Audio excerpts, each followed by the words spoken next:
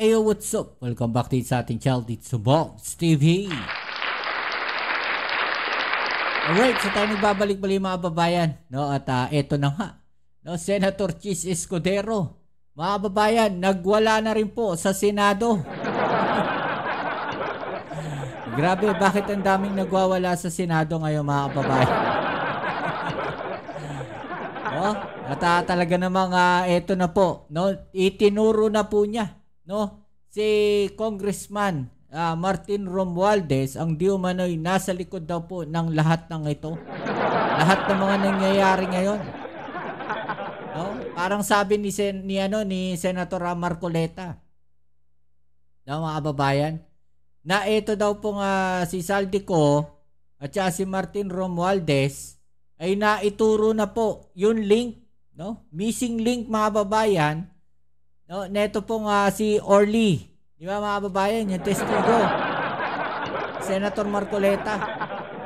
No, kung mapapanood nyo po yung isang vlog natin, yung nakaraan na ito, bago tong video na to mga babayan, panoorin nyo rin po. Sige, ilalagay ko na lang sa baba yung link.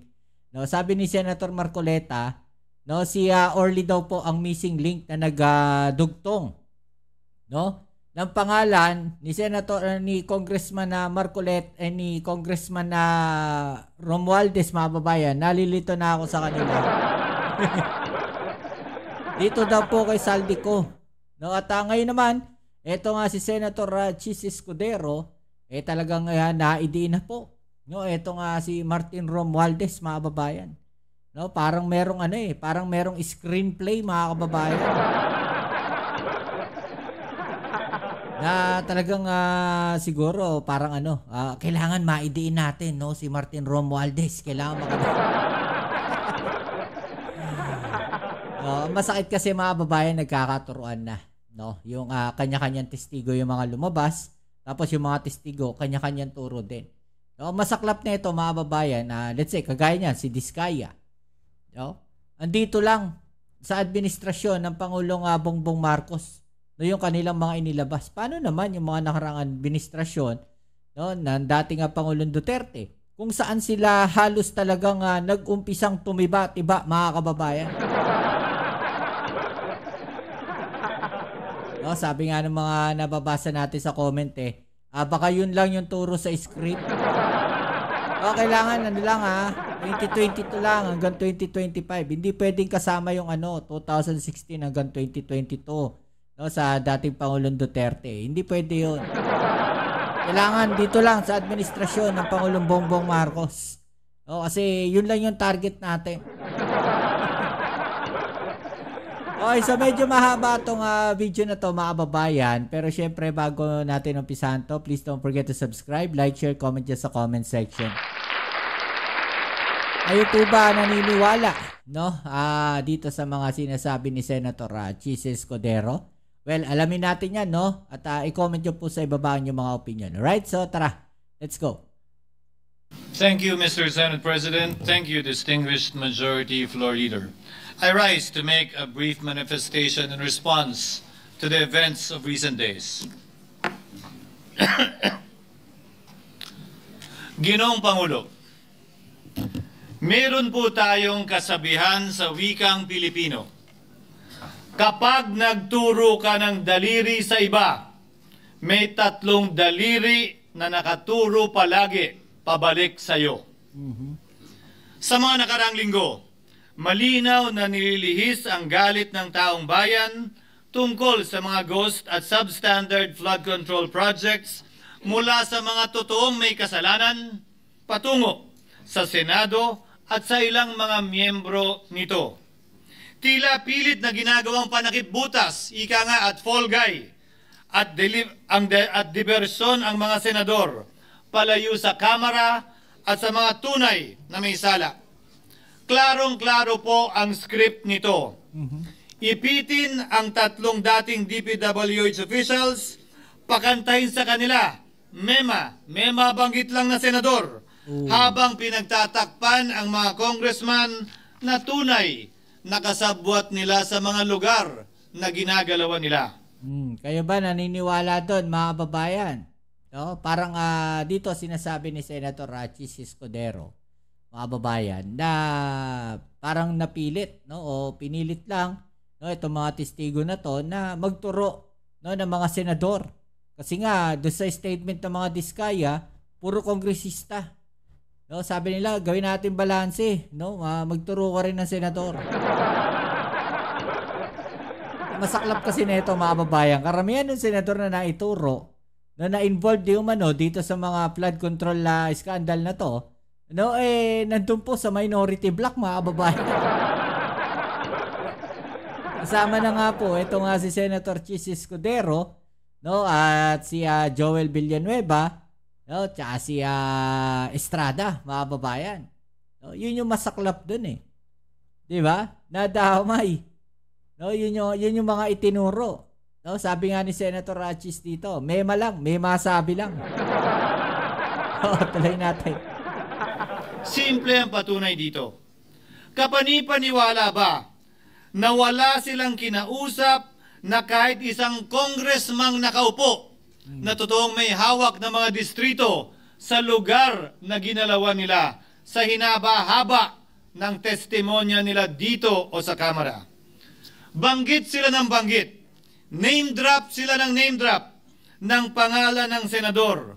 Maski na klaro naman kung inyong papakinggan na wala silang masabing direktang nakausap o binigyan ng anuman.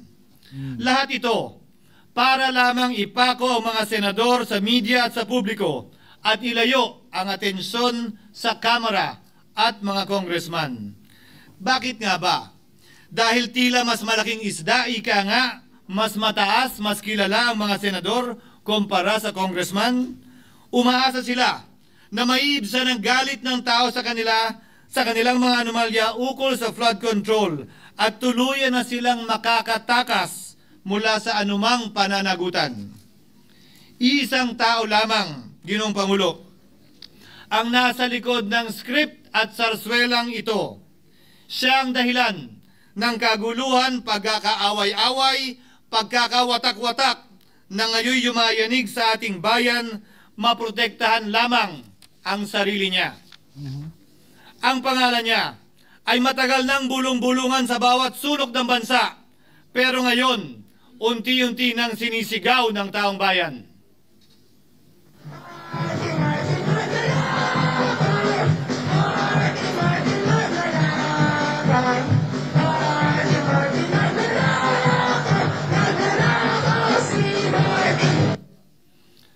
Pero Ginoong Pangulo, minamahal kong kasamahan, bakit tila sa Kamara, dito mismo sa Senado at sa ilang media ay hindi pa din nila kayang sambitin ang pangalan niya?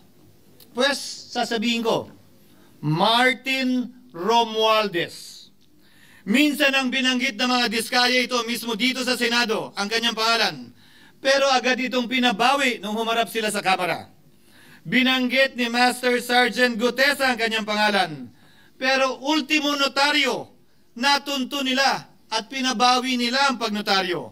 Buti na lang, huli na't nasabi na niya ang pangalan ni Martin Romualdez na pinanumpaan dito mismo sa ating Blue Ribbon Committee. Hindi ba't si Ginoong Gutesa hindi ba't si Sergeant Gutesa lamang ang bukod tanging testigo na walang kinalaman, hindi sangkot sa flood control issue, walang hininging immunity, deal o proteksyon kapalit ng kanyang pagtestigo? Siya ang kauna-unahang nagtestigo na personal na naghatid ng pera sa bahay mismo ni Martin Romualdez. Ang salaysay niya, Ginoong Pangulo, ay kumpirmasyon ng matagal nang isinisiwalat ni Congressman Chanco at Mayor Magalong kung sino ang ulo sa paglilimas sa kaban ng bayan na ating naririnig na rin. 13,803,693 with Congressman Saldico as proponent. For the record, ang binabanggit po nating Representative Eli Saldico, siya po yung chairman ng House Appropriations Committee. Wala ka duda-duda yan. Ito nga, hirap na hirap silang banggitin pa yung isa sa mga mastermind nila dyan, si Saldico. Hirap na hirap pa silang banggitin. May isa pang mas mataas sa kanya? Hindi naman gagalaw yun kung walang Siyempre hindi naman gagalaw yun kung walang pahintulot yung mas mataas sa kanya. Just the House Speaker. Sige, third. Ginoong Pangulo, pahintulutan niyo po ako magkwento ng konti upang patotohanan ang mga salitang ito. Taong 2023 nung tinalaga si Ginoong Kiko Laurel bilang kalihim ng kagawaran ng agrikultura. Bilang suporta sa kanyang mandato, tinanong ko noon ang isang simpleng katanungan sa budget process natin. Bakit mas malaki ang pondo ng flood control kesa sa agrikultura? Why is it that the budget for flood control is bigger than the budget of the Department of Agriculture or the agriculture sector as a whole? The fifth biggest allocation, not even a department, is flood control. And allocating a measly 31 billion for irrigation, for rice. Why? Pagkatapos po noon, tinulungan ko siyang bawasan ang flood control budget at idagdag sa 2024 budget ng Department of Agriculture. Aniya, tumawag daw sa kanya si Congressman Zaldico dahil pinapatanong daw ni Speaker Romualdez, bakit binawasan ang pondo ng flood control? Ngunit wala nang nagawa si Congressman ko dahil sinabi niyang pasayan ng Pangulo. Nung termino ko rin po bilang Pangulo ng Senado, maraming beses po akong tinanong ni Pangulong Bongbong Marcos tungkol sa panukalang budget para sa 2025. Sinabi ko po sa kanya ang buo at tapat na katotohanan para malaman po niya ang tunay na larawan at sitwasyon ng pambansang budget para sa taong yon. Ito marahil, Ginoong Pangulo, minamahal kong kasamahan, ang isa sa mga dahilan kung bakit pinag-utos ng Pangulo ang pag-veto at pag-for late release o FLR at pag-hold ng malaking bahagi ng budget nila. Marahil, isa rin ito sa mga dahilan kung bakit ninais ng Pangulo na matanggal si Congressman Zaldico bilang chairman ng House Committee on Appropriations dahil sa mga inilahad ko at marahil na-discover din ng Pangulo kaugnay sa 2025 budget. Hindi malayo, Ginoong Pangulo, na naganap din ang mga ito noong 2023, 2024 at mga nauna pang budget kung saan napakaraming ghost at substandard projects ayon kay Secretary Vince Dizon at ayon mismo sa talumpati ng ating kasamahan na si Senator Ping Lacson. Ngunit marahil ay walang naglakas loob na sabihin ang katotohanan kay Pangulong Marcos o magsumbong sa kanya kaugnay sa ilang mga bagay na ito bago ako.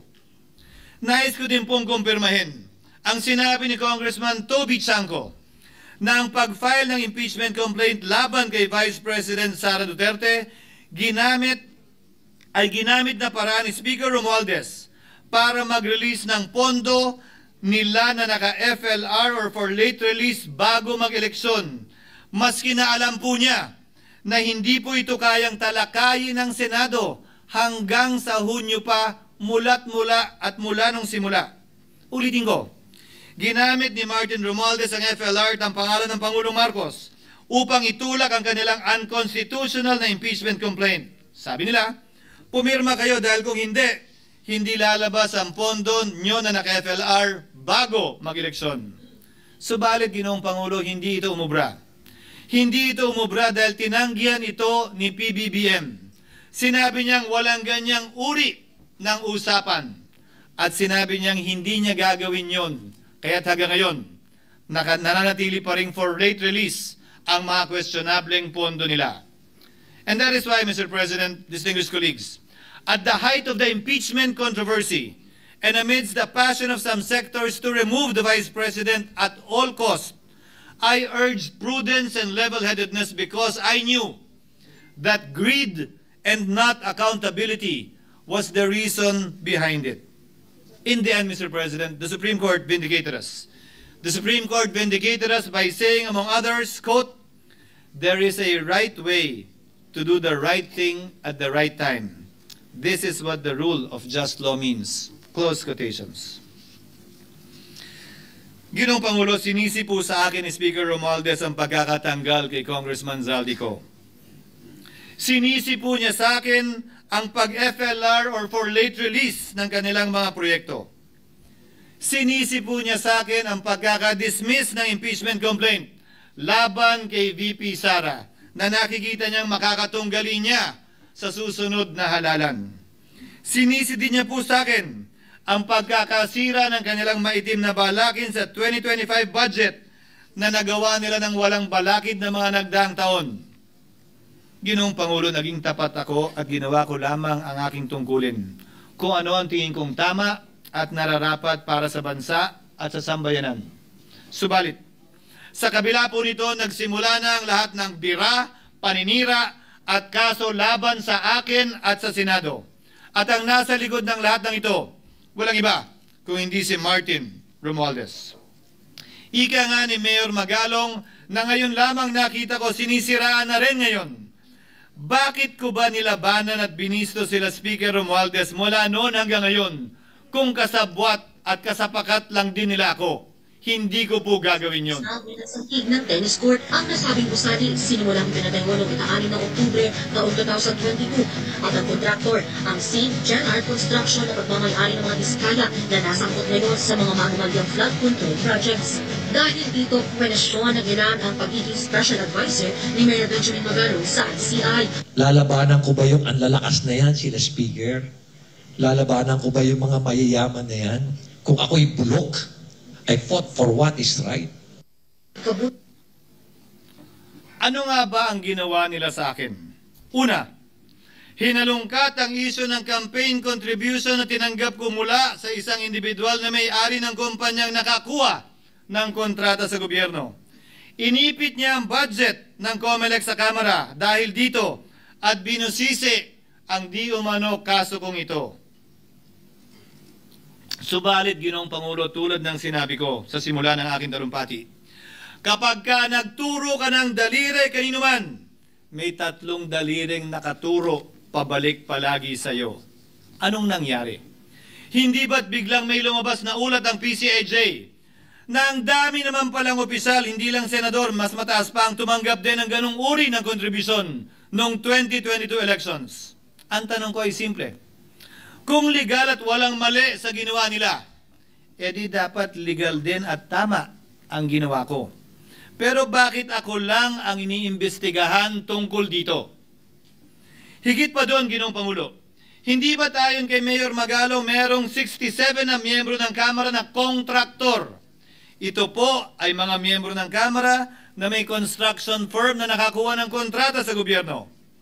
Kung bawal talaga ito, ibig sabihin ba niyan, bawal na nilang gastusin ang sarili nilang pera para sa kanilang sariling kandidatura? Bakit hindi din binubusisi yun? Bakit hindi inaalam yun? Ako lang talaga? Pangalawa, inintriga ni Martin Romualdez ang dating liderato ng Senado dahil sa pagkakaupo at pagdinig ni Senator Marcoleta sa Blue Ribbon Committee dahil marahil sa pananaw niya ay hindi siya safe kay Marcoleta. Ngunit, Ginoong Pangulo, sa hindi niya inaasahang pagkakataon, nung araw ding yun, nagsalita ang mga diskaya, pinangalanan ng 17 congressman na kasosyo niya, kabilang ang pagbanggit na naman ng pangalan ni Martin Romualdez. Karamihan sa mga kawani ng DPWH na nabanggit sa itaas ay paulit-ulit na binabanggit ang delivery ng pera ay para sa kay Saldico na dapat at least 25%. Si Kong Marvin Rillo naman ay ilang beses na binabanggit ang pangalan ni Speaker Martin Romualdez bilang kanyang malapit na kaibigan. Isa na naman po itong patunay, Ginoong Pangulo. Kapag ka nagturo ka ng daliri sa iba, may 3 daliring nakaturo pabalik sa iyo. Pangatlo, sa pagdinig ng Blue Ribbon Committee kung saan niname drop ako ni Yusek Bernardo, bagaman inamin niyang personal na mismo na hindi niya rekta kung nakausap o binigyan ng anuman, bigla namang tumestigo si retired Master Sergeant Gutesa at muling pinangalanan si Martin Romualdez na hinahatiran daw niya ng pera sa mismong bahay nito. Ang bawat malita ay may lamang humigit kumulang 48 million pesos. kalimitang dinadala sa bahay ni Congressman Saldico, ibababa lamang namin ay 35 maleta para i-deliver sa bahay ni House Speaker Martin Romualdez. Gamit ang script niya sa pagturo sa akin, ayan na naman. May 3 daliring nakaturo palagi pabalik sa kanya tuwing ginagawa niya yan. Ulitin ko po for the record, Ginoong Pangulo, ang sinabi ni retired Master Sergeant Gutesa.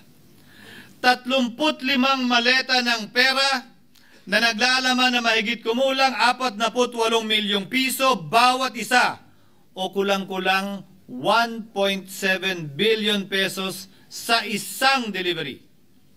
Ay di umano hinatid niya sa iba't ibang bahay, sa iba't ibang pagkakataon ni Martin Romualdez. Subalit, sa kabila ng lahat ng ito, hindi ba nakapagtataka?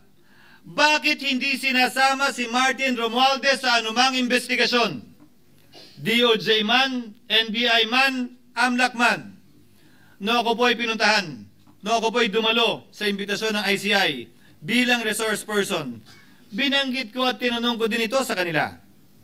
Ganito ba katindi ang kapangyarihang hawak ni Martin Romualdez? Na bagaman hindi siya speaker, tila the name that cannot be mentioned pa din siya at nagagawa pa din niya ang nais niya kaugnay sa isang mapamiling hustisya o selective justice. Halimbawa, bakit ang daming kondisyon bago ipasok ang mga diskaya na nagpangalan sa maraming congressman sa witness protection? Pero pag si Alcantara, Hernandez at Bernardo, walang ganong kaparehong kondisyon.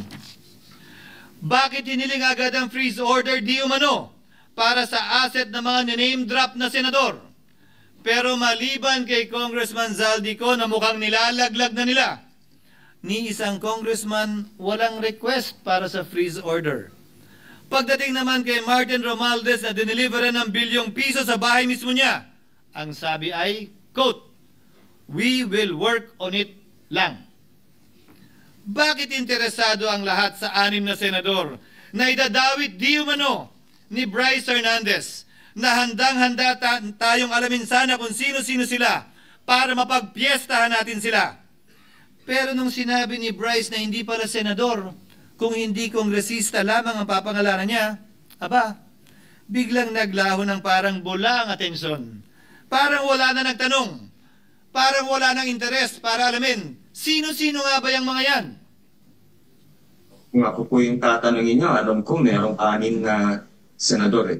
May nagtatanong sa akin, bakit wala si Cheese?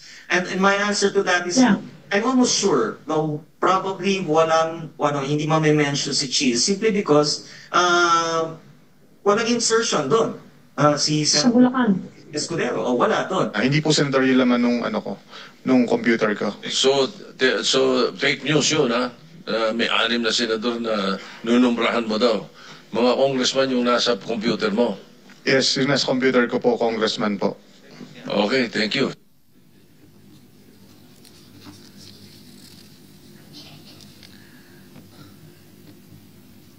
Nagkataon lang ba, Ginoong Pangulo, na ang mga nakaupong senador na dinidiinan sa ngayon ay ang dating Pangulo, dating pro tem, dating punong mayoriya ng Senado, na lahat nagkataon din lang ba na bumoto kontra sa depektibong impeachment ni Vice President Duterte o talagang tinumbok lang kami? In other words, Mr. President, are we truly for transparency and accountability, or are we merely offering a politically convenient sacrificial lamb in an attempt to appease the rage of the people? What is painful, Mr. President, is that along the way, reputations have been disparaged and tarnished. Innocent persons have been implicated, and the Senate is slowly but surely being destroyed.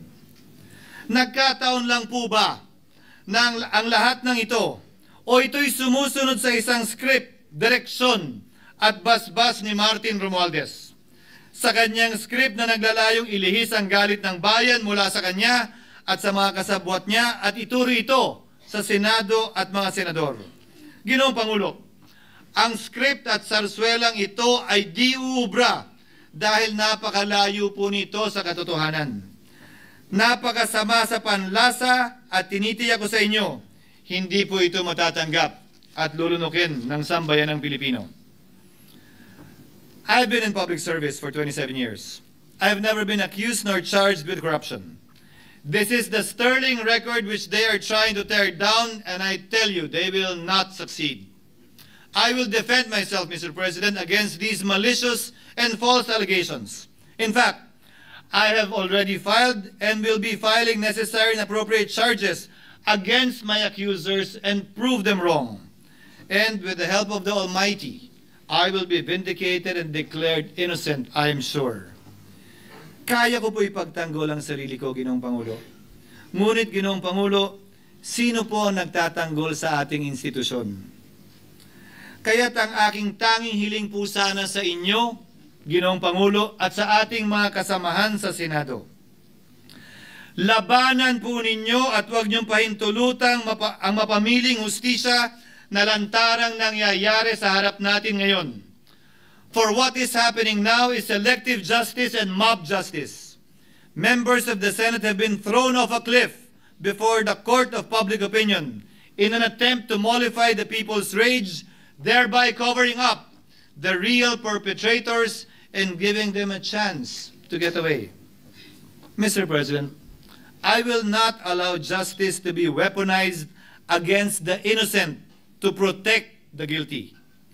Because this corrodes the legitimacy of the law before our people's eyes. Wala pong naniniwala.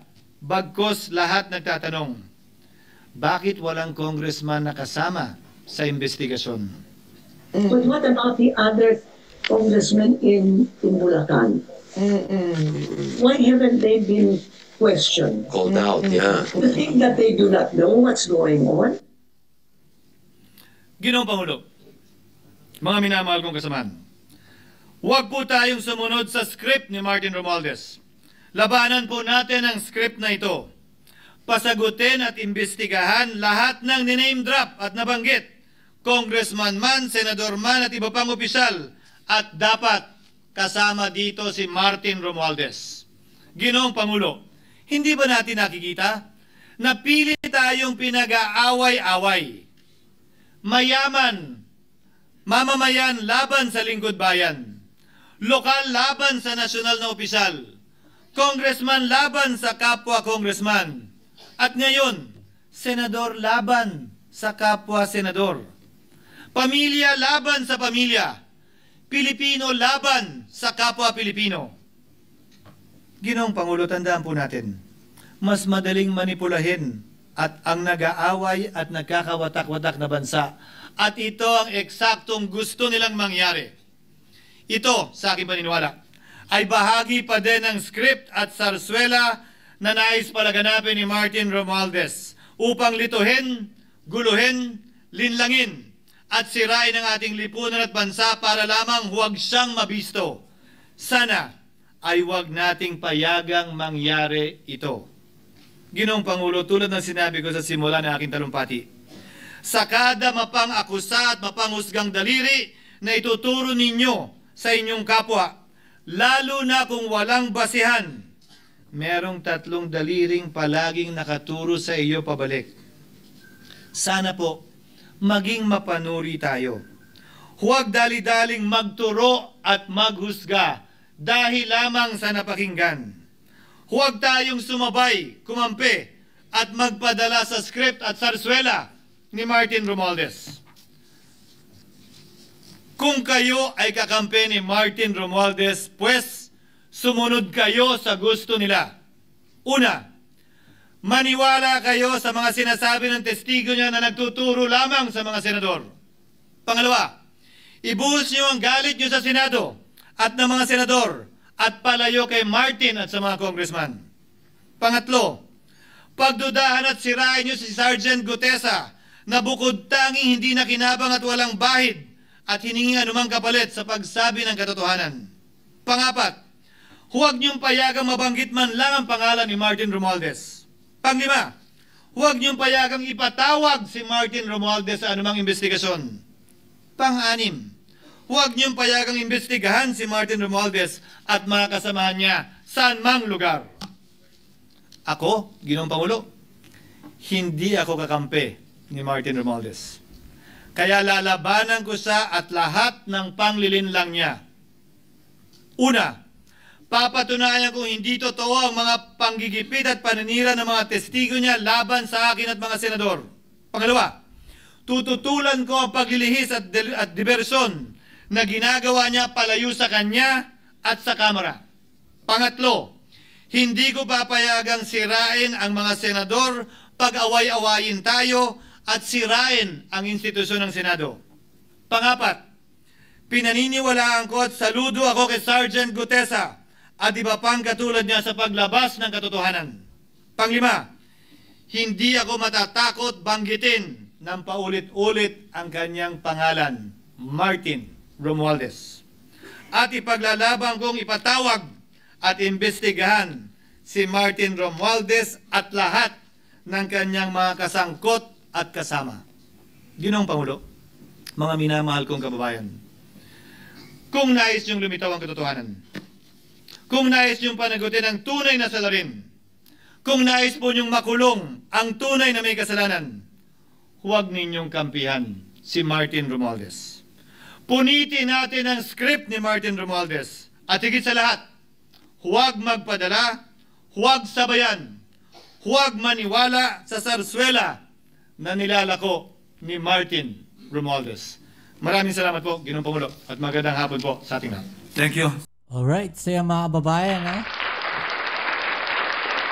Grabe, no? Talagang idiniin niya dito si Congressman Martin Romualdez, mga kababayan, at talagang ilang beses niya binanggit, no, yung pangalan dito. At lumalabas dito, mga kababayan, hindi siya natatakot, no, si Senator Chis Escudero dito kay Martin Romualdez, no, at gusto niyang paimbestigahan talaga, no, itong si Martin Romualdez. Actually, kahit ako, mga kababayan, napapansin ko rin na anong nangyayari ngayon, nag-aaway, no, merong isang malaking puwersa o meron isang malaking let's say tao or something, no, na nasa likod nito.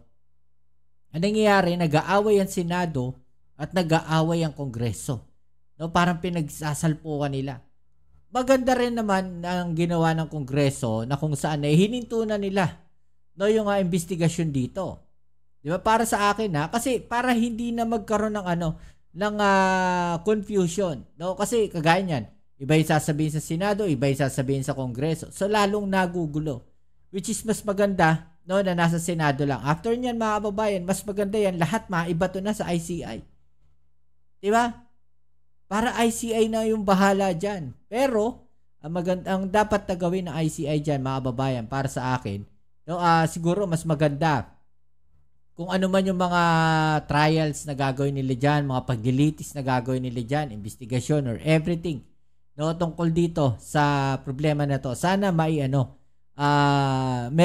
silang live stream din kagaya nito, no, para maging transparent sa taong bayan. Di ba? Dapat ganon.